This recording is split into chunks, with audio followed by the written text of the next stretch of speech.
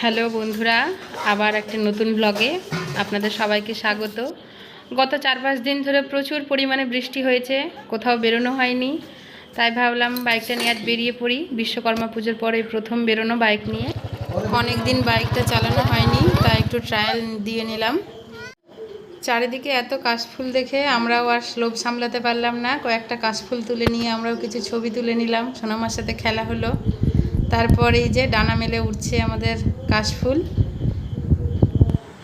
তারপর আমরা একটু বন্যা দেখে নিলাম।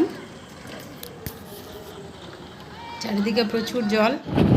এরপর ফেরার পালা, বাড়ির দিকে রওনা হচ্ছি। তার মাঝে এই যে ফুচকার দোকান দেখতে পেয়ে নেমে পড়লাম। ভাবলাম ফুচকা খেয়েই যাই, ঘোরা হবে আর খাওয়া হবে না, তাই কখনো হয়? সোনামাও কি সুন্দর করে খাচ্ছে, দেখুন গুছিয়ে খাচ্ছে বড় মানুষের মতো। ঘোরাফেরা খাওয়া দাওয়া কমপ্লিট করে আবার বাড়ি। সকলকে বাই।